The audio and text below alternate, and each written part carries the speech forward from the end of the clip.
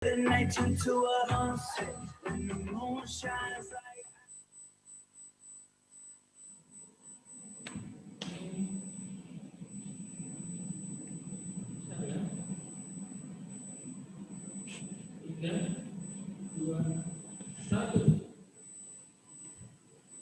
Halo, selamat pagi. Selamat bergabung dengan kami dalam podcast Rumah Sakit Panti Rahayu. Dan hari ini saya Monica Roli akan membahas bersama narasumber kita hari ini mengenai topik yang sedang hangat diperbincangkan di luar, yaitu mengenai vaksinasi COVID-19. Vaksinasi COVID-19, yes or no? Dan sudah hadir bersama kita hari ini. Selamat pagi, Dokter Wendy, spesialis penyakit dalam. Selamat pagi. Bagaimana dokter kabarnya? Baik, sehat. Oke, sehat puji Tuhan ya dokter ya. Amin. Nah, dokter, ini kan sedang hangat sekali diperbincangkan ya dok ya, di luar mengenai vaksinasi COVID-19 ini ya. Dan sepertinya banyak sekali pertanyaan dari masyarakat, dari teman-teman nakes juga sebenarnya vaksin COVID ini seperti apa sih gitu kan. Jadi hari ini kita akan membahas mengenai itu ya dokter ya. Setuju. Sebenarnya dokter, tujuan dan fungsi dari vaksinasi COVID-19 ini seperti apa sih dokter? Dan apakah kalau misalnya kita sudah diberikan vaksin, itu apakah kita sudah menjadi kebal dan tidak bisa terkena COVID atau bagaimana dokter? Oh iya. Ya, terima kasih Dokter Monik, terima kasih saya diberi kesempatan pada pagi hari ini untuk hadir di podcast Panti Rahayu ini untuk memberikan bermacam informasi mengenai vaksinasi. Tentunya nanti silahkan teman-teman semua yang menyaksikan ini yang akan menilai vaksinasi itu sebetulnya layak nggak sih gitu ya. Nah tapi sebelum itu saya ingin menjelaskan dulu sebenarnya vaksinasi ini seperti apa sih, apakah vaksinasi ini benar-benar akan memberikan kekebalan kepada orang yang menerimanya. Ya, karena banyak yang orang bertanya tentang itu tadi. Ya betul, jadi vaksinasi itu sebetulnya adalah bagian dari proses imunisasi. Imunisasi sendiri itu kan dia namanya proses untuk memberikan kekebalan terhadap tubuh seseorang terhadap beberapa atau berbagai penyakit. Sebenarnya vaksinasi ini kan sudah ada lama. Kita sendiri juga sejak kecil juga sudah melalui atau berbagai vaksinasi yang ada. Nah, termasuk juga pada COVID ini. Tujuan vaksinasi ini adalah untuk merangsang respon kekebalan tubuh kita melalui vaksinasi sehingga ketika nanti kita terpapar oleh COVID, harapannya adalah kita sudah memiliki antibodi terhadap COVID itu sehingga kita dapat terbebas dari virus itu.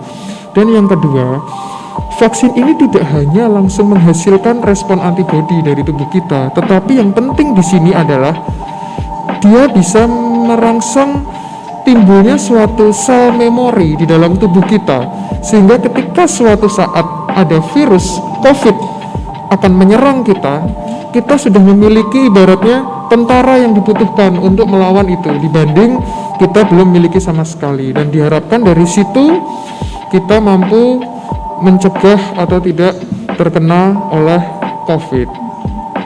Begitu Dokter Monica. Jadi ibaratnya kita membangun tentara ya dokter ya, betul membangun sekali. Pertahanan tubuh kita agar ketika kita terpapar COVID itu kita ibaratnya sudah punya pertahanan gitu ya dokter ya. Betul sekali. Bisa melawan seperti itu Betul. ya.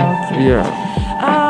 Dan ini kan kemarin sepertinya ada banyak jenis ya dokter ya untuk vaksin ya, ada beberapa ya. Sebenarnya jenis-jenis vaksin ini yang sekarang sudah ada itu apa saja sih dokter?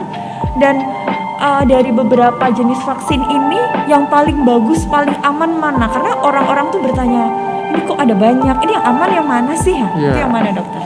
Ya, jadi khusus untuk vaksin COVID ini sebetulnya di dunia ini yang sekarang sudah ditemukan ada bermacam-macam jenisnya.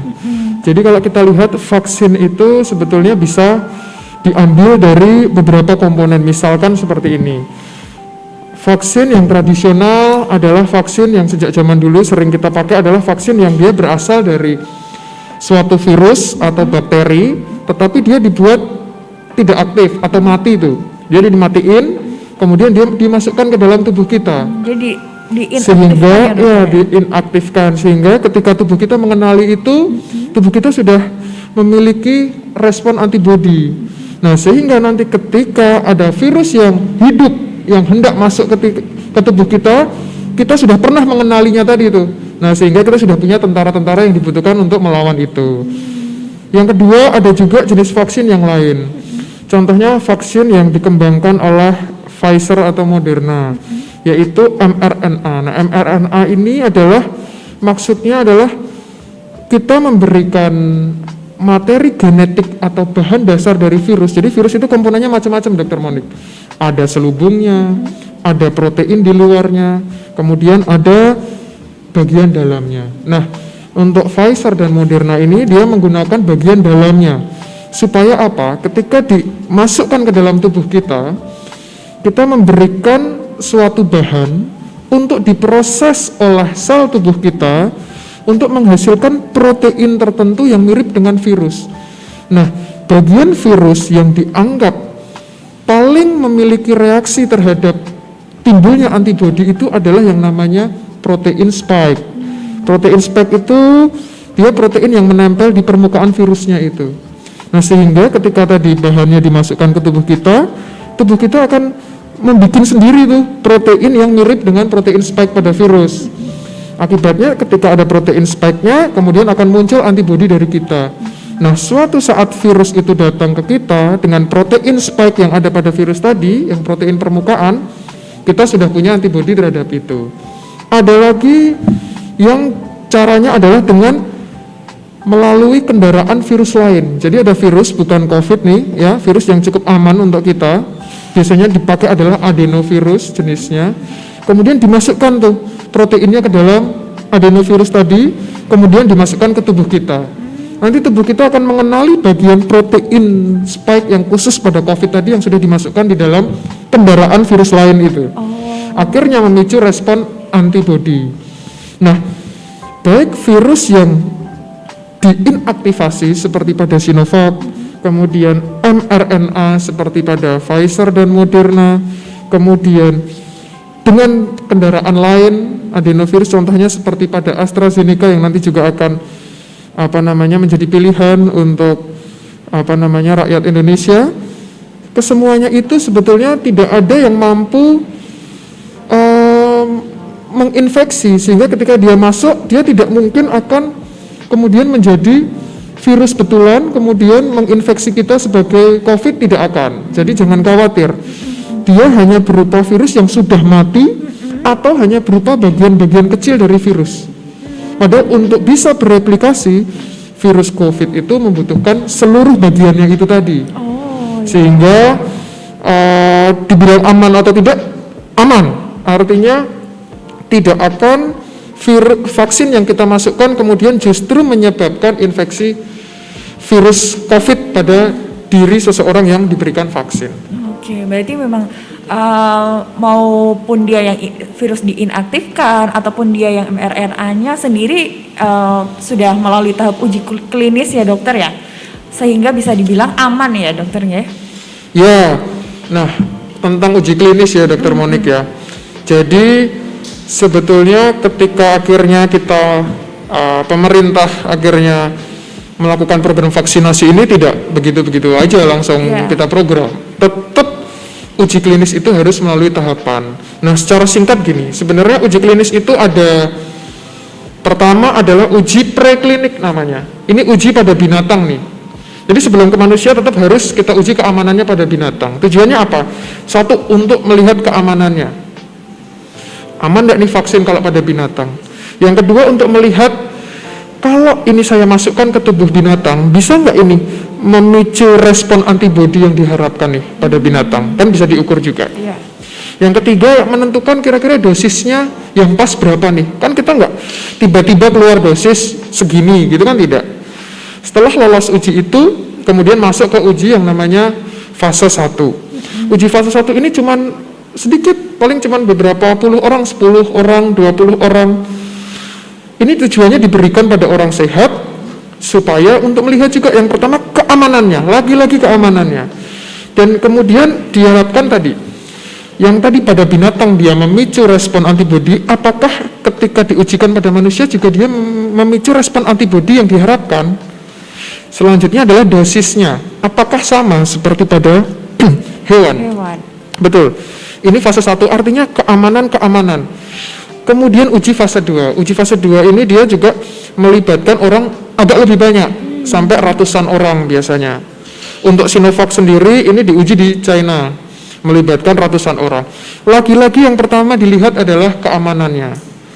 Dan di sini kita mulai melihat respon antibodinya lagi dan mulai melihat efikasi dari vaksin tersebut pada populasi yang terbatas. Jadi hanya ratusan orang.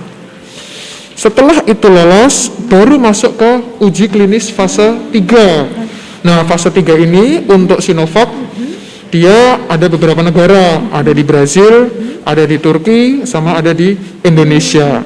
Dan itu melibatkan ribuan orang. Diharapkan apa? Diharapkan adalah yang pertama, lagi-lagi masalah efek samping dan keamanan. Apakah ketika diujikan pada populasi yang lebih besar, populasi yang betul-betul mencerminkan masyarakat, apakah muncul efek samping yang jarang ataukah tidak? Apakah ada efek samping yang membahayakan tapi jarang atau tidak? Yang kedua, menentukan paling penting adalah efikasi vaksin ini. Nanti saya jelaskan tentang efikasi itu apa sih sebetulnya, kan begitu ya.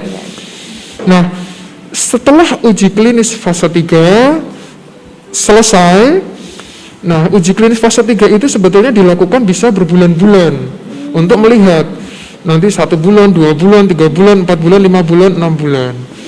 Itu nanti di tengah-tengah minimal 3 bulan uji fase 3 itu sebetulnya bisa kita ajukan untuk mendapatkan yang sekarang mungkin istilah yang sering teman-teman dengar, yaitu emergency use of authorization atau izin penggunaan darurat. Nah, izin penggunaan darurat itu baru bisa keluar jika sudah melalui uji klinis fase 3, dinyatakan aman dan minimal sudah diikuti selama 3 bulan. Baru izin penggunaan darurat diberikan. Nah, kurang lebih seperti itu. Berarti uji tahap 2 sendiri itu sudah diujikan kepada manusia ya dokter ya? Sudah sejak tahap 1 terhadap manusia. 1, 2, 3 semua manusia. Jadi keamanannya sendiri memang sudah sampai tahap uji klinis 3, jadi sebenarnya kita tidak perlu khawatir ya dokter ya. Tentu karena saja. Kan banyak sekali orang yang masih, aduh ini kan vaksin baru, apakah vaksin ini aman? Betul. Dan begini dokter Monik, uji klinis fase 3 ini sudah selesai untuk mengeluarkan emergency use of authorization tadi, baik di Brazil, baik di Turki maupun di Indonesia. Sendiri ya, dokter, kalau ya? itu tidak selesai, tentunya kita tidak berani mengeluarkan. Selain uji itu, kemudian Indonesia masih menambahkan, tiap negara akan menambahkan uji sendiri dari BPOM masing-masing negara. Yang terakhir Indonesia juga telah mengujinya bersama MUI untuk mendapatkan sertifikasi halal. Dan kesemuanya itu setelah dilalui dengan baik, baru pemerintah mencanangkan vaksinasi atau melaksanakan vaksinasi. Baru dilaksanakan vaksin ini. Jadi memang sudah melewati tahapan-tahapan dan juga dari berbagai pihak ya dokter ya. Oke. Dokter, tadi kan sempat disebutkan salah satu jenis dari vaksin ini kan adalah vaksin yang diinaktifkan ya dokter ya, atau vaksin yang dilumpuhkan dan disuntikan ke manusia.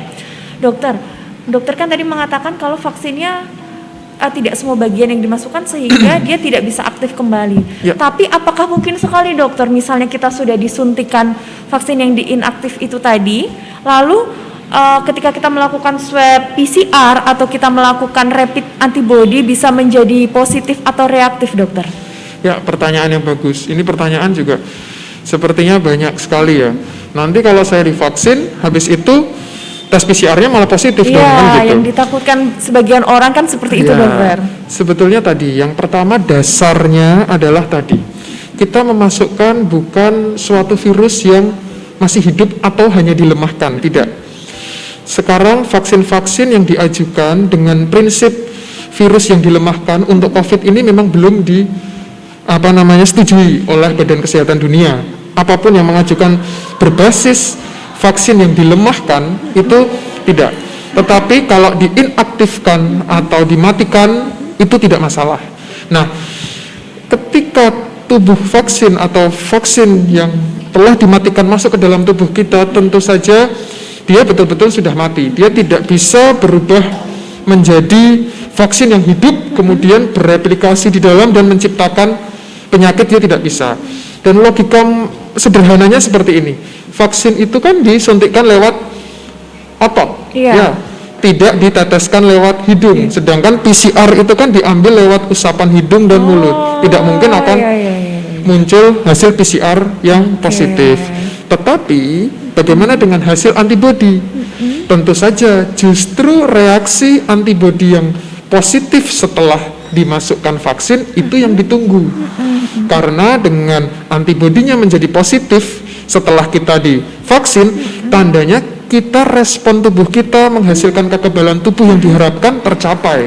Artinya kita menjadi punya kekebalan terhadap virus COVID. Ya, betul. Seperti itu Dokter Monica. Jadi jangan khawatir, PCR tidak akan negatif. Kalau PCR-nya ternyata positif bagaimana? Artinya dia bukan karena vaksin, tetapi jangan lupa untuk vaksin ini bisa memiliki respon kekebalan, dia butuh waktu. Dari penelitian yang sudah ada, vaksin Sinovac contohnya ini, atau vaksin yang lain pada umumnya, itu memiliki kekebalan yang maksimal pada seseorang yang telah disuntikan vaksin itu 14 hari setelah suntikan vaksin yang kedua. Sehingga ketika dia belum disuntikan yang kedua, resiko untuk terpapar oleh COVID dan sebagainya tentu saja masih lebih besar. Sehingga kenapa protokol 3M itu masih terus harus dilakukan untuk meminimalisir itu. Betul. Jadi bukan berarti kalau kita sudah mendapatkan vaksin kita tidak perlu memakai masker, kita tidak perlu jaga jarak, tidak perlu cuci tangan, itu salah ya dokter ya. Oke. Dan tadi kan kita sempat sedikit menyinggung mengenai efikasi ya dokter ya. Dan ini saya lihat kemarin sepertinya sempat ramai juga. Ini kok ada yang bilang, tapi kan vaksin ini efikasinya di berbagai negara berbeda, dari Brasil, Turki, Indonesia sendiri. Bahkan ada data yang menyatakan bahwa di Brasil itu kan efikasinya turun dari 70 menjadi 50. Nah, itu bagaimana dokter? Ya, kemarin sempat rame ya itu ya. Betul. Jadi kenapa sih kok diujikan ke 3 negara, Brasil, Turki, sama Indonesia, sama-sama fase 3, kok hasilnya beda-beda? Beda-beda. Secara singkat, di Turki itu hasilnya mencapai 90% efikasinya. Kemudian di Brasil awalnya 70-an, kemudian laporan terakhir ada 50,8. Itu nanti saya jelaskan kenapa. Kemudian di Indonesia sendiri terakhir 65,3%. 65%. Nah, yang pertama apa sih itu efikasi? Kan gitu dulu ya, Dr. Monik. Betul. Nah, efikasi itu sebetulnya adalah penurunan kejadian terinfeksi virus COVID pada orang-orang yang telah divaksin dibandingkan dengan kejadian penyakit COVID pada orang-orang yang tidak divaksin. Jadi misalkan efikasi 65%, vaksin itu bisa menurunkan kejadian COVID sebanyak sampai 65% pada orang yang mendapatkan vaksin. Nah, kenapa itu hasilnya bisa beda-beda? Hasil uji klinis ini tidak bisa kita samakan tiap negara karena sangat tergantung pada satu, jumlah sampel yang diteliti. Di Indonesia jumlah sampel yang diteliti sekitar 1.300-an dan sebagainya, 1.600 kalau tidak salah. Di Turki, di Brasil sampai 13.000 diteliti. Yang kedua adalah untuk populasi apa itu diteliti dan sebagainya, melibatkan populasi apa saja. Nah, untuk di Turki sendiri dia bisa sampai 90% ke atas karena dia melibatkan populasi berisiko tinggi. Terutama adalah penelitiannya melibatkan nakes. Artinya semakin dia melibatkan populasi yang tinggi, justru nanti efikasinya akan semakin baik. Sedangkan di Indonesia kita berusaha memberikan populasi penelitian yang sama mirip seperti pada masyarakat pada umumnya. Jadi kita berikan pada masyarakat di rentang usia tertentu. Begitu juga di Brazil. Nah, kemarin tuh yang jadi ribut dari Brazil awalnya 70%. Iya, betul. Kenapa tuh kok jadi 50-an? 50. Ternyata gini. Awalnya pada penelitian Brazil itu, jadi kan ini nih, orang divaksin, satunya lagi tidak divaksin. Sebenarnya yang tidak divaksin ini tetap diberikan suntikan, tetapi dia bukan vaksin, tapi istilahnya adalah placebo atau air dan sebagainya. Iya. Jadi dia tidak ada efeknya. Betul. Jadi dia tidak tahu dia dapat yang mana. Awalnya seperti itu kan dibuat. Kalau tahu nanti dia akan mempengaruhi hasil penelitian. Tersugesti ya. Tersugesti dan sebagainya. Nah setelah itu diteliti, nanti dengan dites lagi COVID dan dilihat gejala-gejalanya. Pada awalnya Brazil mencapai 70-an%. Karena dia tidak melibatkan dalam tanda kutip OTG. Jadi orang tanpa gejala tidak dilibatkan, hanya yang ringan sampai berat dia masukkan dengan COVID. Itu mencapai 70%. Akhirnya dia tambahkan, kalau sama OTG gimana dibandingkan sama OTG, artinya yang masih kena tapi hanya OTG. Ternyata jadi 50,8%. Nah tetapi dari berbagai uji klinis fase 3 tadi, hal yang penting yang akan saya tekankan di sini, dari ketiga negara tadi, baik Turki, baik Brazil, baik Indonesia, pada orang-orang yang mendapatkan vaksin ternyata hampir 100% tidak ada yang memiliki gejala berat COVID. Sedangkan pada yang disuntikkan bukan dengan vaksin terdapat gejala berat. Apa sih yang paling kita khawatirkan dari COVID? Yaitu adalah gejala berat hingga kematian, kan seperti itu. Iya, betul. Nah, di sini terbukti 100% bahkan tidak ada yang memiliki gejala berat COVID setelah disuntik vaksin. Kalau OTG, toh dia juga akan memiliki respon kekebalan tubuh justru setelah itu.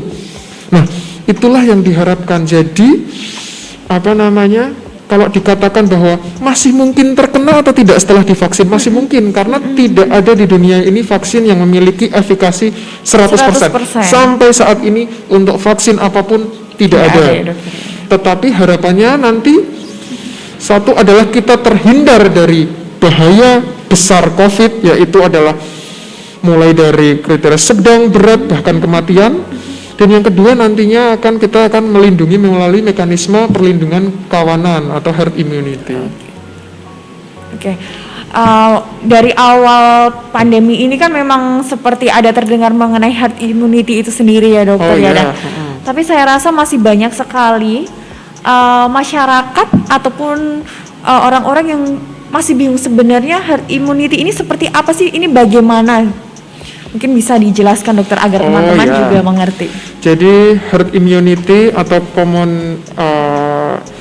kekebalan kawanan ya, kekebalan populasi atau kekebalan kawanan itu sebetulnya tujuan kita melakukan vaksinasi ini. Kekebalan kawanan itu gimana sih? Logikanya gini, virus itu untuk bisa bereplikasi dan berkembang biak, dia kan selalu perlu inang nih. Nah inangnya ini kan manusia nih, ya kan? Jadi dia ketemu manusia satu, dia bereplikasi banyak, ketemu lagi bereplikasi banyak. Tetapi kalau di alam luar, dia itu kan rapuh sekali, dia gampang mati, kan gitu. Nah kekebalan kawanan ini gimana? Contohnya gini, kita ada 5 orang, ya kan? Dari 5 itu, yang 4 sudah memiliki kekebalan terhadap virus COVID. Akhirnya COVID loncat ke sini tidak bisa masuk, loncat ke sini tidak bisa masuk. Akhirnya dia mati duluan sebelum yang satu tadi yang belum divaksin atau belum memiliki kekebalan masuk ke situ virusnya. Nah itulah yang kita harapkan. Semakin banyak orang memiliki respon kekebalan terhadap COVID, tentu saja COVID-nya tidak bisa masuk kemana-mana. Akhirnya orang yang tidak secara langsung mendapatkan respon kekebalan pun dia juga ikut terlindungi. Nah untuk tujuan itulah Dr. Monik, kita ini kalau divaksin kita tidak hanya melindungi kita, tetapi kita melindungi teman-teman, saudara-saudara, keluarga yang belum bisa dilakukan vaksinasi. Contohnya pada orang hamil, contohnya pada anak-anak. Nah kita ikut melindungi mereka dengan menciptakan kekebalan kawanan atau kita sebutnya herd immunity. Nah itulah tujuannya. Masalahnya butuh berapa banyak masyarakat yang memiliki respon kekebalan untuk timbul herd immunity untuk COVID ini. ternyata membutuhkan 70% populasi masyarakat yang memiliki respon kekebalan untuk kita bisa mengeradikasi virus ini. Sehingga betul-betul vaksin ini hanya akan sukses jika cakupannya luas. Dan efikasinya tentu saja di atas 50%. Oke, berarti memang ada targetnya ya dokter ya. Betul. Oleh sebab itu makanya ketika vaksin ini sudah datang di Indonesia, pemerintah sendiri langsung segera mencanangkan untuk dilakukannya vaksin COVID ini ya dokter. Betul. Ya. Dan ini dokter, kalau misalnya kita sudah disuntikan vaksin COVID-19 itu, kira-kira vaksin ini berapa lama sih dokter dia akan mulai memberikan perlindungan atau kekebalan ke tubuh kita, dan itu akan bertahan berapa lama? Oh ya. Ya. Pertanyaan yang baik Dr. Monik. Jadi suntikan vaksin pada umumnya untuk COVID ini, baik nanti Sinovac, nanti juga ada Pfizer, Moderna, umumnya dilakukan 2 kali penyuntikan dengan jeda waktu yang berbeda-beda. Contohnya Sinovac ini kita komplit jika menjalani 2 kali penyuntikan dengan jeda waktu 14 hari. Ya. Jadi vaksin pertama, kemudian 14 hari lagi kita suntik vaksin lagi. Nah, kapan mulai terjadi perlindungan yang maksimal adalah 14 hari atau 2 minggu setelah penyuntikan yang kedua. Itu diharapkan kekebalan tubuh secara maksimal akan terbentuk dan memberikan efek proteksi terhadap manusia yang diberikan vaksinasi. Nah, pertanyaan berikutnya adalah sampai kapan sih ini kekebalan? Nantinya butuh diulang enggak? Kan gitu. Kita ini lawan COVID baru sekitar 1 tahun lebih dikit, ya kan? Kemudian tentu saja penelitian vaksinasi juga kurang lebih sekitar 6 bulan, 7 bulan baru berjalan, sehingga baru bisa mengikuti sampai tahap itu. Ada kemungkinan nantinya antibodi yang sudah diberikan akan mulai turun kembali, sehingga membutuhkan booster. Entah nanti setiap tahun kita lakukan booster, kan tidak hanya vaksin ini yang dilakukan seperti itu. Contohnya vaksin influenza yang sudah lama beredar ya, itu kan juga perlu dilakukan tiap 1 tahun. Ada juga vaksin meningitis, itu juga dilakukan tiap beberapa tahun, seperti itu. Itu akan berbeda-beda, tergantung nanti kita ikuti kira-kira antibodinya mulai turun lagi kapan, kemudian perlunya vaksin lagi kapan. Nah, seperti itu kita ikuti. Oke, berarti memang sepertinya nanti masih memerlukan booster lagi ya dokter ya. Feeling saya sih seperti itu Dokter Monik. Vaksinasi lagi ya. Betul. Oke. Betul. Ini kan beberapa kasus juga ada pasien yang sudah pernah terkena COVID, mereka sudah sembuh, lalu mereka terinfeksi lagi atau terjadinya reinfeksi dokter. Nah, kalau misalnya kita sudah divaksin dokter, apakah kita sudah pasti tidak akan terkena COVID? Karena ada yang berstatement seperti ini, kalau saya divaksin, saya masih bisa kena, apa gunanya saya divaksin? Nah, itu bagaimana dokter? Ya, betul. Jadi begini Dokter Monik, yang pertama adalah vaksin ini tidak ibaratnya tidak merubah kita jadi Superman. Ya, nggak akan merubah kita jadi Superman yang kemudian kita akan kebal 100% terhadap virus yang ada ya. Sehingga tadi kan dilihat dari efikasi dan sebagainya, masih ada proporsi yang tetap dapat terkena. Tetapi poin pentingnya adalah tadi, meskipun terkena, diharapkan bahwa ketika kita memiliki sel memori, virus yang masuk ke tubuh kita tidak sampai menimbulkan gejala yang berat. Bahkan kematian. Itu yang kita harapkan. Terus sekarang gini, ada kasus di mana orang sudah sembuh dari COVID tuh. Setelah beberapa bulan dia kena infeksi lagi. Nah, itulah kenapa bahwa antibodi yang ada di tubuh kita atau ada di dalam tubuh orang yang pernah terkena COVID itu pun kadarnya berbeda-beda dan penurunannya juga berbeda-beda, kecepatan penurunannya. Misalkan begini, orang yang dulunya setelah kena gejala yang berat dari COVID dibandingkan dengan orang yang hanya OTG nih, ternyata jangka waktu antibodi yang masih bertahan di tubuhnya itu jauh lebih tinggi dan kadarnya lebih besar pasien-pasien yang dulunya kena yang berat atau yang sedang. Sedangkan yang gejala ringan atau OTG dia lebih cepat hilang tuh dari tubuh, sehingga berpotensi untuk terjadinya reinfeksi. Itulah kenapa vaksin ini tetap diberikan. Nah, diharapkan dengan vaksin ini kita memiliki kekebalan selama beberapa waktu sampai nanti membutuhkan booster lagi, seperti itu, sehingga kita tetap memiliki kekebalan meskipun tidak 100%. Dan ketika kita pun kena, diharapkan efek terhadap tubuh kita tidak seberbahaya ketika kita tidak dilakukan vaksinasi atau tidak ada kekebalan tubuh sama sekali di dalam tubuh kita.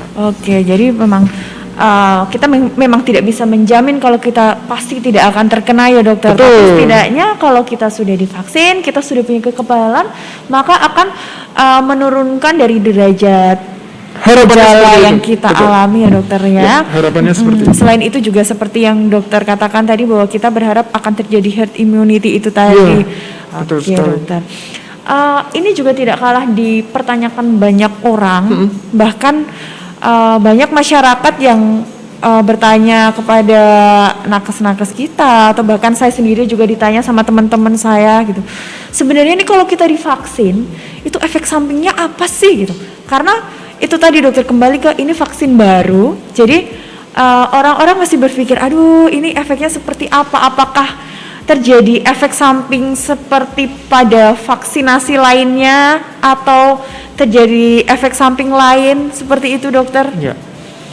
Oke, jadi kan vaksin ini tadi ya sudah melalui penelitian fase 1, fase 2, dan fase 3. Tidak hanya Sinovac, tetapi vaksin-vaksin yang lain. Nah, dilihat dari hasil studi yang sudah ada dan itu sudah dikeluarkan. Selama ini efek samping yang sering terjadi bisa kita bagi jadi efek samping lokal maupun juga efek samping sistemik atau menyeluruh. Efek samping lokal itu misalkan nyeri, misalkan agak bengkak, misalkan agak merah. Sedangkan efek samping sistemik itu misalkan pusing atau mungkin agak lelah. Yang menarik juga teman-teman yang sudah divaksin ini sering mengatakan ngantuk nih. Sering kerasa ngantuk dan kerasa lapar. Nah, intinya terasa lelah gitu ya. Ngantuk dan lapar ya dokter ya. Nah, itulah. Intinya terasa seperti itu, lelah. Nah, itu adalah efek samping yang sering ditemui. Tetapi sejauh ini tidak ada efek samping yang kemudian membahayakan hingga mengancam jiwa, itu tidak ada. Efek samping terbatas pada keluhan-keluhan seperti tadi dengan derajat yang berbeda-beda. Jadi jika bisa disimpulkan relatif aman, efek sampingnya seperti itu, yang kemudian akan menghilang biasanya dalam 2 hari, maksimal hari ketiga setelah vaksinasi biasanya sudah hilang. Oke, sudah tidak ada gejala ya dokter ya. Biasanya Karena ini juga orang-orang kan bertanya KIPI. Nah, kalau pada imunisasi pada anak-anak atau imunisasi lainnya kan orang-orang kan waspada terhadap KIPI ya dokter ya. Nah, orang-orang tuh juga masih pada bingung sebenarnya KIPI ini seperti apa. Lalu kalau misalnya nanti terjadi gejala-gejala atau efek samping dari vaksin ini sendiri, apa yang harus dilakukan, harus bagaimana pencegahan dan penanggulangannya seperti apa? Mungkin dokter sekalian bisa memberikan tips untuk teman-teman. Ya, jadi KIPI itu adalah kan kejadian ikutan pasca vaksinasi. Sebetulnya bukan kali ini aja kita itu harus memantau KIPI. Sejak vaksinasi dulu juga kita hanya juga pasti selalu memantau KIPI. Tetapi kan tidak seheboh sekarang, karena sekarang ini kan lagi heboh masalah vaksin baru dan sebagainya, sehingga masyarakat jadi curious terhadap KIPI itu. Iya, betul. Nah, kejadian ikutan pasca vaksinasi itu sebetulnya tidak mesti berupa efek samping. Jadi efek samping itu hanya ada di dalamnya KIPI. KIPI itu luas. Kejadian ikutan pasca vaksinasi itu bisa merupakan efek samping, tetapi juga bisa hal lain, misalkan bukan merupakan efek samping dari vaksinasi atau problem vaksinnya itu sendiri, tetapi misalkan terkait kecemasan, atau misalkan justru terkait dengan error pada saat penyuntikan, atau error pada saat persiapan vaksinasinya, atau metode pengambilannya dan sebagainya. Itu juga dikategorikan sebagai KIPI. Nah, KIPI yang paling harus kita awasi adalah KIPI yang disebabkan karena reaksi alergi yang berat. Nah, reaksi alergi itu kan bisa pada komponen, kan vaksin itu tidak kemudian hanya virus doang di situ, tetapi ada media-media yang lain kan, ada bahan-bahan yang lain tuh. Nah, apakah seseorang alergi terhadap ini? Nah, itu kan bisa saja terjadi. Maka dari itu, setiap orang yang dilakukan vaksinasi COVID tetap diminta observasi selama 30 menit. Karena kalau ada kejadian alergi berat, biasanya akan terjadi dalam waktu itu, 30 tidak lebih. menit pertama ya dok ya? 30 menit pertama.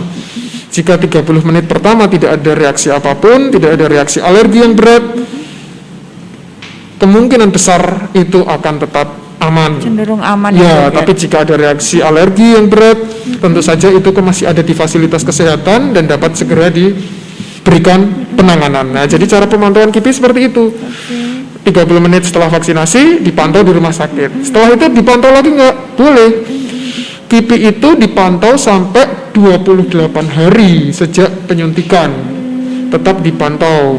Tetapi umumnya tidak gejalanya tidak seberat kalau ada reaksi alergi yang berat di awal-awal tadi. Oke. Berarti sebenarnya tidak semua KIPI itu masuk ke dalam efek sampingnya itu sendiri ya dokter ya? Tidak semua jenis KIPI. Ya, jadi KIPI itu lebih luas cakupannya. Betul. Belum efek samping ada di dalam KIPI-nya, tapi belum tentu segala KIPI itu adalah efek samping. Dari vaksin ya, itu sendiri. Betul. Ya, betul dokter. Iya. Lalu dokter, ini kita juga ada beberapa pertanyaan dari teman-teman karena kami juga membuka line pertanyaan dan kemarin juga sudah ada yang bisik-bisik ke saya dokter. Gitu pertanyaan karena memang ternyata banyak sekali teman-teman yang masih bertanya tentang vaksin COVID-19 ini. Ini ada pertanyaan dokter mengenai sasaran siapa sih yang bisa diberikan vaksinasi COVID ini. Untuk lansia, apakah vaksin ini cenderung aman diberikan? Oh ya. Ya, jadi begini. Kita kan vaksin nanti akan banyak nih yang datang nih. Ada Sinovac, ada Pfizer, ada Moderna, ada produknya AstraZeneca, seperti itu kan banyak ya. Nah, untuk sementara ini populasi lansia itu memang dikatakan belum layak untuk mendapatkan vaksinasi yang Sinovac. Kenapa? Sebetulnya alasannya begini. Pada saat pengujian fase 1, fase 2, dan fase 3, Sinovac ini memang tidak melibatkan masyarakat yang berumur lebih dari 60 tahun. Sehingga tentu saja data uji klinisnya kan belum ada. Sebetulnya di Brazil, penelitian yang di Brazil itu dia juga menggunakan tuh sedikit untuk usia 60 tahun ke atas dan sebetulnya tetap aman. Tetapi tentu saja kita tidak ingin terburu-buru. Beda halnya dengan vaksin-vaksin yang lain seperti Moderna, Pfizer, kemudian AstraZeneca dari Inggris. Itu pada ujinya dia sudah melibatkan pasien-pasien lanjut usia di atas usia 60 tahun, bahkan ada yang sampai di atas usia 70 tahun, 80 tahun. Dan itu juga sementara ini terbukti aman. Sehingga nantinya lansia itu akan mendapatkan jenis vaksin yang lain, bukan yang Sinovac. Meskipun di Brazil tadi juga dari penelitiannya sebetulnya menggunakan sedikit populasi yang geriatri.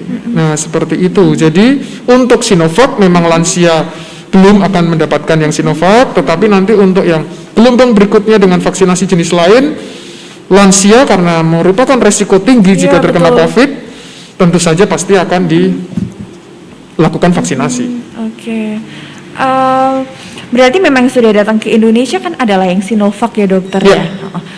Sebenarnya apa alasannya kenapa di Indonesia ini kita memilih Sinovac yang kita datangkan pertama dan kita suntikan dokter? Di antara berbagai macam jenis-jenis vaksin itu tadi. Itu pertanyaan bagus sekali sebetulnya. Kenapa nggak kita datangin Pfizer, nggak datangin Moderna? Prinsipnya gini, Dokter Monik. Masyarakat dunia ini kan besar sekali, Indonesia aja ratusan juta, kan begitu ya. Padahal produksi vaksin itu juga tidak akan satu produsen dapat memenuhi kebutuhan untuk semuanya, bahkan untuk satu negara seperti Cina. Cina kenapa nggak pakai Sinovac atau Sinopharm saja? Karena apa? Karena masyarakat dia kan berapa miliar Cina itu. Betul. Tidak cukup bahkan hanya dengan produksi oleh mereka, sehingga mereka pun mendatangkan vaksin dari luar. Tujuannya untuk memenuhi kebutuhan. Nah, salah satu vaksin yang sudah cepat diproduksi itu adalah Sinovac, Pfizer, Moderna. Indonesia ini termasuk, menurut saya justru termasuk bagus nih, karena dibandingkan negara-negara tetangga pun ya, kita ini termasuk yang cepat geraknya. Kalau kita mau nunggu fase 3 sampai setahun lebih, jelas kita terlambat. Masalahnya ini dalam tanda kutip bisa dikatakan rebutan nih. Betul. Sama negara-negara lain, karena mereka juga berlomba-lomba untuk mendapatkan vaksin untuk masyarakatnya. Dan kita melalui perjanjian-perjanjian bilateral dan sebagainya, kita bisa mendatangkan vaksin secepatnya. Dan kebetulan yang sekarang paling cepat adalah Sinovac. Tentu saja untuk Pfizer, Moderna karena mereka produknya Amerika, mereka pasti mengutamakan mereka juga dulu, ya betul, sehingga itu tidak secepat Sinovac, tetapi selanjutnya akan juga dikirim ke Indonesia. Sehingga menurut saya justru langkah Indonesia ini menurut saya patut diapresiasi, karena kita bahkan dengan negara-negara tetangga kita lebih cepat untuk mendapatkan vaksinasi yang sudah terbukti aman. Harapannya nanti jenis yang lain bisa masuk, sehingga yang belum masuk ke dalam kriteria divaksin dengan Sinovac bisa tervaksinasi. Tepat juga ya dokter sekali. Ya. Oke, kalau tadi kan untuk lansia ya dokter, ini ada juga pertanyaan bagaimana untuk anak-anak dokter? Ya, untuk anak-anak saat ini juga memang belum layak ya. Jadi Sinovac sendiri dia hanya melibatkan usia 18 sampai 59 tahun. Kemudian Pfizer, Moderna pada penelitiannya memang ada yang 15 tahun, ada yang 12 tahun, tetapi untuk izin penggunaan darurat tadi mereka belum mengajukan untuk anak karena mereka masih ingin meneliti. Sehingga sampai sejauh ini untuk populasi anak memang belum dikatakan layak untuk divaksin. Seperti itu Dr. Monika. Oke. Berarti memang harapannya ketika mereka yang belum divaksin seperti pada lansia dan anak-anak adalah mereka dapat berlindung kepada orang-orang yang sudah divaksin dalam herd immunity itu tadi. Betul ya dokter. Betul sekali ya. Dr. Monika. Itu harapan kita. Lalu dokter, ada pertanyaan juga, bagaimana untuk wanita hamil dan menyusui? Apakah bisa diberikan? Dan jika bisa diberikan, apakah ini aman? Ya, nah ini juga banyak sebetulnya Dr. Monika pertanyaan seperti ini. Tetapi yang ingin saya katakan seperti ini. Yang pertama kita lihat dulu sebenarnya apa sih yang terjadi ketika seseorang itu hamil. Jadi pada wanita hamil itu sebetulnya pengaturan respon kekebalan tubuh itu agak berbeda sama orang normal. Karena dia harus melindungi janinnya, melindungi plasentanya. Respon kekebalan tubuh itu dibuat agak kalem. Justru dibuat agak kalem supaya dia tidak bereaksi berlebihan terhadap janinnya, terhadap plasentanya, seperti itu. Sehingga ini harus diteliti secara khusus. Nah, vaksin yang beredar saat ini yaitu yang sudah masuk ke sini yaitu Sinovac. Lagi-lagi yang pertama adalah melalui uji klinisnya itu belum digunakan atau belum diujikan kepada kelompok wanita hamil, sehingga tentu saja kita tidak berani mengambil resiko. Tetapi pada vaksin-vaksin yang lain nantinya, contohnya vaksin yang Pfizer dan Moderna, pada populasinya dia ikut menyertakan beberapa wanita hamil, ya, dan itu juga terbukti aman. Bahkan ini berita terbaru, baru saja 1-2 hari ini, WHO, Badan Kesehatan Dunia, itu sudah mengeluarkan pernyataan bahwa vaksin Pfizer dan Moderna bisa digunakan untuk wanita hamil. Nah, maka dari itu nantinya wanita hamil tetap kemungkinan akan dapat diberikan vaksinasi, tetapi tidak yang dengan Sinovac.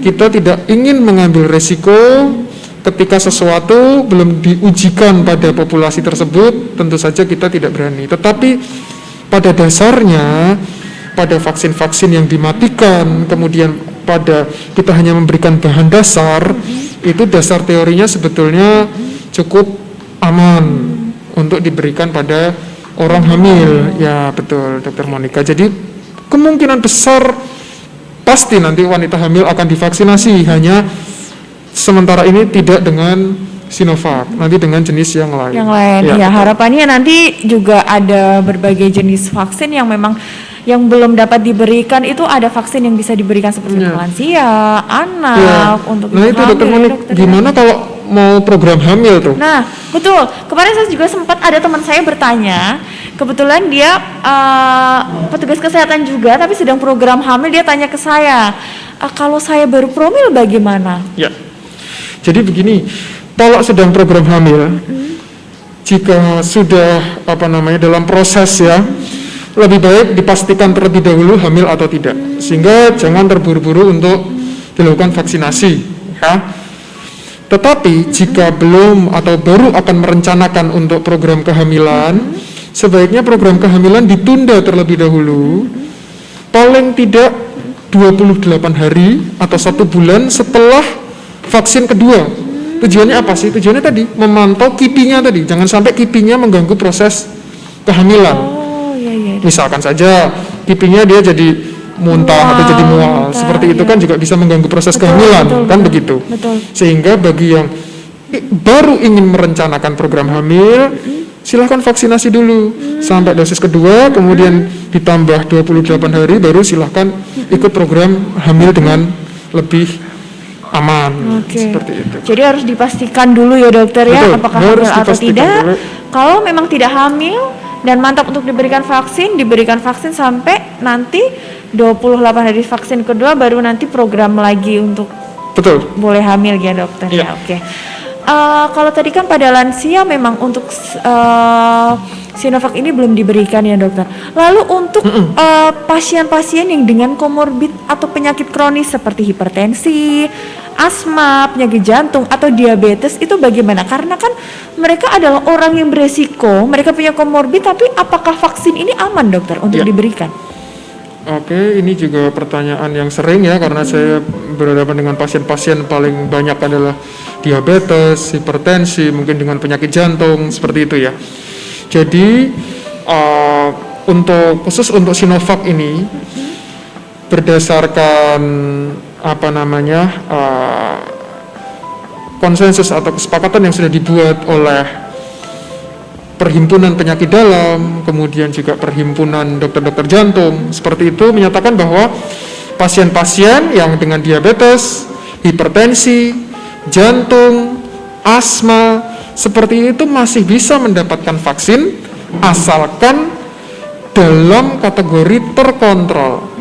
Misalkan kadar gula darah terkontrol, kita bisa memastikannya dengan cek HbA1c. Jika di bawah 7,5 artinya terkontrol, kita bisa memberikan. Tetapi yang masih di atas 7,5 tidak untuk vaksin Sinovac. Tetapi nanti untuk vaksin yang lain mungkin akan diberikan, karena penelitian yang lain melibatkan populasi-populasi yang berisiko seperti itu. Begitu juga hipertensi, kalau kurang dari 140/90 silahkan diberikan. Kalau masih lebih, tunda dulu aja, kita atur dulu. Asma juga begitu, asmanya sudah terkontrol, silahkan. Tapi kalau asma belum terkontrol, jangan dulu. Berarti seperti itu. Berarti prinsipnya adalah terkontrol ya dokter. Terkontrol. Berarti penting sekali untuk dilakukan pemeriksaan berkala dulu sebelum akan diberikan vaksin ini untuk mereka yang mempunyai penyakit komorbid ya dokter ya. Maka dari itu setiap orang mau vaksin COVID nih kan selalu ada pos pemeriksaan screening. Itu tujuannya untuk memastikan bahwa benar nggak nih sudah terkontrol. Oke, kalau sudah baru dia dilakukan vaksinasi. Kalau belum ya kita tunda. Dokter. Lalu dokter ada pertanyaan juga ini. Bagaimana untuk perempuan yang sedang menstruasi, apakah tetap boleh diberikan katanya? Ya, boleh. Kalau boleh itu, ya dokter boleh, ya? tidak masalah. Tidak apa-apa ya? Betul. Perempuan yang sedang menstruasi, silahkan saja diberikan vaksinasi ya. Hanya nanti kan memang untuk kipinya itu kadang orang menstruasi mungkin ya orang menstruasi mungkin rasanya kan juga mungkin apa ya, pegal-pegal Iya, ada atau lemas, lebih capek, lemas kram, gitu ya. nyeri perut, Ya mungkin nanti ya. agak tumpang tindih ya. Apakah ini dari vaksin ataukah dari menstruasi? Tetapi prinsipnya adalah aman dan boleh. Tidak masalah Silakan. ya dokter ya. Ya. Oke. Ini juga ada pertanyaan dari teman-teman HD. Halo teman-teman HD, terima kasih sudah bergabung bersama kami. Teman-teman HD bertanya dokter, setelah kita divaksin 2 kali, apakah ada pemeriksaan untuk melihat seberapa besar antigen di tubuh kita dan apakah itu bisa dilakukan atau perlu tidak juga dilakukan? Iya, ini maksudnya mungkin bukan antigen ya, antibody ya. Kan kita kasih vaksin, kemudian kita timbul antibody ya. Betul. Seberapa besar pemeriksaan antibody? Ya bisa dilakukan pemeriksaan antibody, tetapi prinsipnya perlu apa tidak? Ya tidak perlu. Tidak perlu Artinya ya dokter tidak perlu dilakukan pemeriksaan sebelum maupun sesudah vaksin. Tetapi mau periksa boleh apa tidak untuk memastikan nih. Saya pengen tahu nih kadar antibodinya gimana nih setelah divaksin. Ya boleh-boleh saja. Tetapi secara biaya dan sebagainya menjadi tidak efektif. Oh betul. Ya. Jadi kalaupun kita periksa ya kita hanya mengetahuinya saja, tapi sebenarnya tidak perlu untuk kita lakukan Tidak ya perlu. dokter ya. Tidak perlu. Oke, begitu ya teman-teman HD ya. Terima kasih pertanyaannya. Lalu ada juga yang bertanya dokter, kalau misalnya kita sudah divaksin, vaksin Sinovac ini kan kita diberikan 2 kali ya dokter dengan selang 14 hari. Ketika kita sudah divaksin yang pertama, lalu setelah kita divaksin yang pertama kita malah sakit atau mengalami ada keluhan. Nah, untuk vaksin yang kedua itu kapan boleh diberikan atau boleh ditunda atau bagaimana dokter? Oh iya, jadi misalkan begini ya dokter Monik ya, kita sudah vaksin yang pertama, kemudian pas akan vaksin yang kedua, kemudian kita sakit nih, ya itu memang boleh harus ditunda dulu. Misalkan kita lagi batuk pilek ya, bukan COVID nih, batuk pilek, kita harus menunda dulu. Kemudian batasnya kapan ditunda? Maksimal adalah 28 hari, ya jadi sekitar 14 hari sampai 28 hari maksimalnya. Karena tentu saja semakin kita tunda dari vaksin yang pertama, antibodi itu kan sudah mulai turun lagi nih. Nah, nanti akan semakin meminimalkan efektivitas atau efikasi dari vaksin tersebut. Ya, sehingga kita tetap menunda, tetapi segera setelah membaik kita bisa melakukan kembali vaksinasi. 28 hari itu berarti kita hitung dari Ya, jadwal maksimal. vaksin kedua atau vaksinasi pertama? Dari vaksin pertama. Dari vaksin pertama Ya, ya. betul. Maksimal adalah 28 28 hari Jadi 2 ya. minggu dari vaksin kedua. Oke dokter. Lalu kemarin yang sempat baru-baru beberapa hari ini ramai juga dokter. Ya. Adanya informasi atau berita yang mengatakan tentang adanya mutasi virus dari coronavirus ini dokter. Katanya ada mutasi. Nah, Oke. kalau untuk strain-strain yang sudah terjadi mutasi ini dokter, apakah vaksinasi COVID ini juga masih efektif untuk diberikan dokter? Oh iya, ya betul. Kemarin kan sempat banyak pertanyaan ya. Ini kan di Inggris Betul. gitu ya. Kemudian yang terbaru di Afrika seperti itu kan juga terjadi mutasi. Nah sebetulnya mutasi yang terjadi pada virus ini ya itu sebetulnya mutasi kecil-kecil pada proteinnya. Sedangkan itu tidak seluruhnya mengubah struktur proteinnya itu sendiri. Kan protein bisa muncul karena ada bahan-bahannya tadi. Nah, yang termutasi adalah bahan-bahannya ini. Tetapi wujudnya dia masih sama proteinnya. Nah, untuk merangsang kekebalan kita yang kita gunakan itu protein gelondongannya utuh ini. Sehingga sebetulnya adanya sedikit mutasi pada itu, tentu saja respon kekebalan kita masih sama. Masih akan bisa mendeteksi itu sebagai suatu virus, kemudian memberikan respon antibodi yang sesuai. Sehingga sejauh ini adanya mutasi-mutasi tersebut tidak kemudian akan menurunkan efektivitas dari vaksin tersebut. Tetapi bukan tidak mungkin, kita tidak tahu nih virus ini seperti apa, kita baru kenalannya baru bentar nih. Bisa jadi suatu hari nanti ya kita tidak mengharapkan, tetapi bisa jadi muncul mutasi yang betul-betul mengubah protein dan sebagainya, sehingga itu tidak dikenali, kan begitu. Betul. Nah, maka dari itulah pentingnya kita menyukseskan program-program seperti ini, sehingga kita tidak memberikan kesempatan virus itu untuk semakin berkembang, bermutasi menjadi bentuk yang semakin sulit dikendalikan. Itu, Dokter Oke, Monik. jadi prinsipnya seperti itu ya dokter ya. Yang kita harapkan memang cakupan vaksinasi ini bisa tercapai sehingga bisa terjadi herd immunity, sehingga tadi ya dokter ibaratnya si COVID ini akan kalah dengan kekebalan Betul. tubuh kita ya dokter. Betul. Aduh, sudah banyak sekali ya dokter, kita sepertinya membicarakan dari A sampai Z dan harapannya memang hari ini bisa membantu pertanyaan dari teman-teman selama ini ya dokter ya. Ini ada pertanyaan juga dokter. Ya. Bagaimana untuk yang mempunyai struma dokter? Jadi mempunyai penyakit komorbid struma, apakah perlu pemeriksaan lab penunjang terlebih dahulu? Apakah perlu dilakukan screening dulu apa atau harus di? Ya betul. Yang bagaimana? pertama adalah jelas perlu screening dulu karena struma itu kan sebetulnya dibedakan. Ada yang bersifat struma itu mungkin kalau teman-teman tahu adalah jadi benjolan di leher yang berasal dari kelenjar gondok atau tiroid. Nah itu sifatnya ada yang berupa benjol-benjol nodul-nodul gitu ya kita sebutnya. Tapi ada juga yang sifatnya adalah diffuse. Diffuse itu artinya dia satu tetapi agak besar merata gitu. Satu kita bedakan itu dulu. Kalau dia berupa yang merata tadi, nah kita harus lihat ini kemungkinan besar karena autoimun atau tidak. Kalau ini kemungkinan besar karena suatu penyakit autoimun, ditunda dulu. Tetapi jika tadi bentuknya adalah nodul-nodul, kita lihat benjolannya. Apakah benjolannya ini mengarah ke arah suatu keganasan atau hanya jinak? Kalau benjolan ini mengarah ke keganasan, kita tunda dulu. Tetapi kalau ke arah jinak, kita bisa berikan vaksin. Nah tentu saja kita membutuhkan pemeriksaan penunjang untuk mengarahkan tadi, menilai apakah benjolan ini ada tetapi layak divaksin atau tidak. Perlu jawabannya, perlu pemeriksaan penunjang. Oke, jadi perlu dilakukan pemeriksaan penunjang dulu ya dokter ya. Betul, untuk tidak usah buru-buru. menentukan Ya. Dengan kata lain berarti memang untuk orang-orang yang mempunyai penyakit mengarah ke keganasan seperti kanker tidak disarankan untuk diberikan dulu ya dokter ya. Tidak Betul. bisa diberikan Ya, dulu ya. tidak justru diberikan ya. dulu. Oke dokter, sepertinya sudah banyak sekali kita berbicara dari A sampai Z ya dokter ya.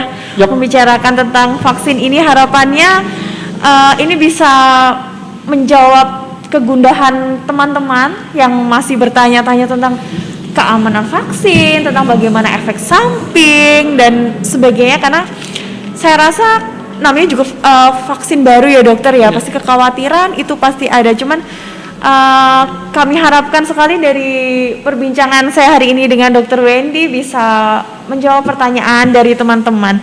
Terima kasih sekali Dr. Wendy. Sama-sama, Hari ini Dr. sudah Monik. meluangkan waktunya untuk kita duduk bersama di sini, kita mendiskusikan tentang vaksin COVID-19 ini. Untuk Dr. Wendy sendiri, vaksin COVID-19 ini yes or no dok? Setelah ada data seperti tadi, keamanannya, kemudian tingkat efikasinya, saya sih yes. Yes ya dokter ya. Dokter sudah vaksin? Sudah. Sudah vaksin. Bagaimana dok, bisa diceritakan sedikit kemarin pengalamannya? Kebetulan saya divaksin kemarin. Yang pertama adalah pada saat penyuntikan sih tidak ada rasa sakit. Iya. Kemudian saya amati dalam hampir 24 jam ini sih sementara ini kebetulan tidak ada reaksi apa-apa. Aman ya dokter ya? Aman. Sama sekali tidak ada reaksi apa-apa. Aman ya dokter. Saya juga sudah vaksin. Puji Tuhan aman dokter. Ya. Oke, terima kasih sekali Dokter Wendy.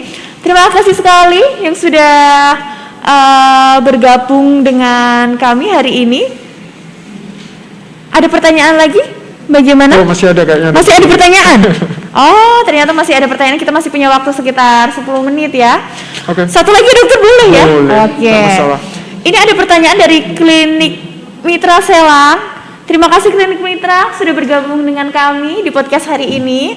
Pertanyaannya dokter, dari form screening ada 16 item. Jika pertanyaan 1 sampai 13 ada salah satu yang dijawab iya, misal ada pilek dalam 1 minggu terakhir atau ada riwayat rematik artritis, apakah bisa diberikan vaksin?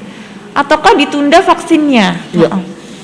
Ya, terima kasih pertanyaannya dari Klinik Mitra ya. Jadi ya itu ada form ya, dan memang ada 16 item dan yang 113 sudah jelas. Ketika ada ya pokoknya ditunda. Salah satu ya saja itu akan ditunda. Nah, misalkan ada penyakit pilek pada 1 minggu terakhir. pada saat hari kedatangan di tempat yang akan dilakukan vaksinasi, tentu saja akan dilakukan screening lagi. Apakah pada saat ini orang tersebut masih menderita gejala batuk, pilek misalkan atau tidak?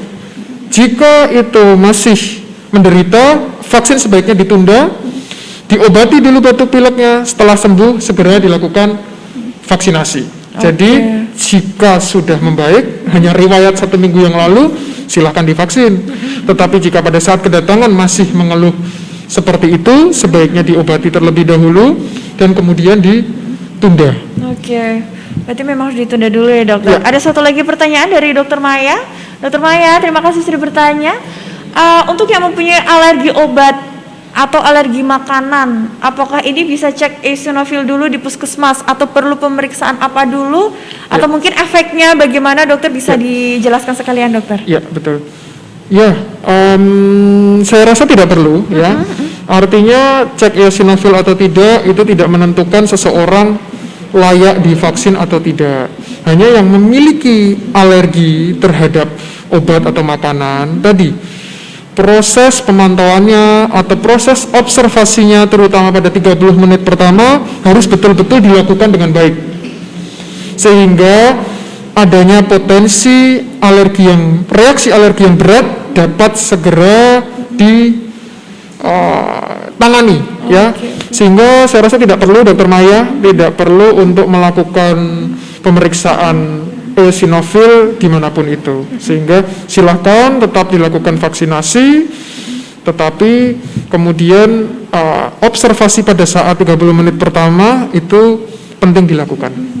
Oke, berarti memang itulah alasannya kenapa harus duduk dulu di tempat vaksin 30 menit ya dokter ya, untuk betul. Memantau itu tadi ya dokter. Betul. Terima kasih sekali. Tadi sepertinya ada itu tentang rematik ya tadi itu ya, dari klinik mitra tadi belum kita jawab ya. Ya. Nah prinsipnya gini, penyakit rematik dan penyakit autoimun yang lain ya, contohnya lupus seperti itu ya. Itu kan sebetulnya adalah penyakit-penyakit yang sangat berhubungan dengan reaktivitas sistem kekebalan tubuh kita. Nah, sehingga untuk penyakit-penyakit seperti rematik, untuk vaksin ini sementara ini ya, itu lebih baik kita tunda dulu. Apalagi yang kedua adalah jika masih dalam tahap terapi, contohnya dengan steroid ya, apalagi jika dosisnya masih tinggi, misalkan masih lebih dari 8 mg seperti itu. Artinya kalaupun divaksin, karena obat-obatan tadi itu akan menekan respon kekebalan tubuh, sehingga efektivitasnya juga tidak bisa kita harapkan dengan maksimal. Tapi tentu saja ini penelitian masih terus jalan, bisa jadi nanti akan ada kebijakan-kebijakan baru menyangkut juga jenis vaksin-vaksin yang lain yang akan kita terima. Tapi untuk sementara, untuk penderita-penderita rematik, autoimun, ditunda. Oke, berarti sementara ini untuk pasien-pasien dengan autoimun, salah satunya dengan rheumatoid arthritis memang tidak diberikan dulu ya dokter ya. Apalagi yang mendapatkan terapi steroid dosis tinggi ya dokter. Oke, mungkin karena waktu kita sudah habis, cukup pertanyaannya ya. Terima kasih sekali Dokter Wendy, terima kasih teman-teman yang sudah bergabung. Sepertinya ada banyak sekali yang sudah bergabung, ada juga dari teman-teman dari Rumah Sakit Panti Nugroho, sepertinya ada juga ya. Terima kasih sekali sudah bergabung bersama kami. Teman-teman lainnya juga yang tidak bisa kami sebutkan satu persatu.